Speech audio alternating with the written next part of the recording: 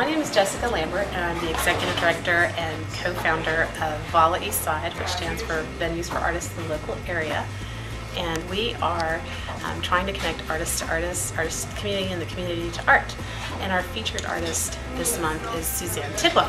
What we're trying to do with Vala is connect the dots really in the local community, and that is bringing businesses like the Flying Apron, who's hosting this event tonight in collaboration with the Greater Redmond Chamber of Commerce, who's let us tag along onto their after hours event to feature Suzanne Tidwell, who is the artificial light artist in Anderson Park, who's put in her large tree socks and yarn bombing in Anderson Park. And so what collaborating with all of these different organizations has allowed us to do is to connect art to the community, which is something that Suzanne art just does naturally in so many different ways.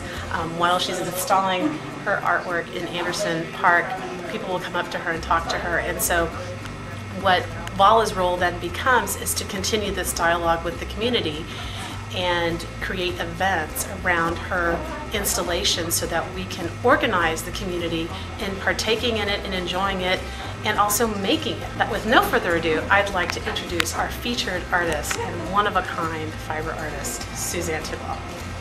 Well, thank you. It's fun to be here. It's fun to have my art out in public, and I'm so appreciative of the invite and all the great energy that has come from putting this project in Redmond.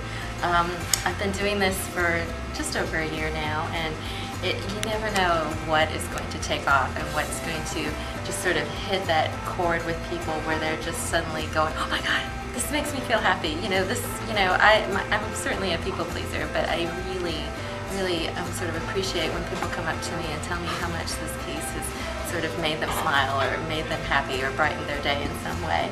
I love that I can take my passion for knitting and fiber and sort of turn it into something that sort of resonates with everyone. A lot of my material that I use is recycled materials.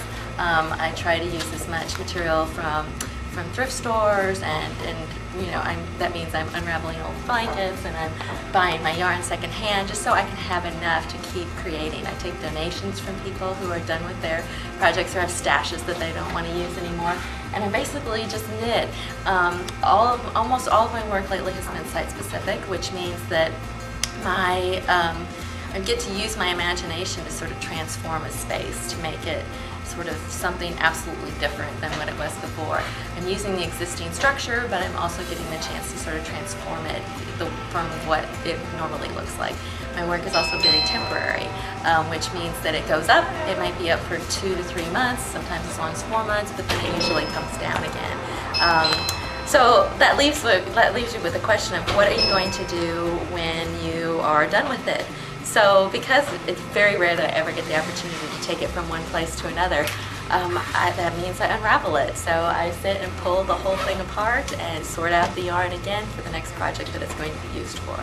So many of these projects get a second life after they're done being installed in one location. And it's sort of fun because it makes people go, wow, I have to take this opportunity to see this and to appreciate it, because you never know when it's going to be gone. And when it's gone, it's really gone. It has a whole new life after that. Only I know what happens. It's like, oh, that stripe was from that project, that stripe was from this project. So it's always sort of fun to just sort of see where it'll go and see what the next project will take me. And I'm just excited that I get the opportunity to work with Vala and Jessica and just be part of Redmond's projects and vision for the future. So it's really exciting. So I'm glad you ended with vision for the future. What is your vision for the future with Redmond, and what's next for Suzanne Tidwell, fiber artist? I don't know. I want that opportunity to sort of keep creating and keep transforming spaces, to continue with that.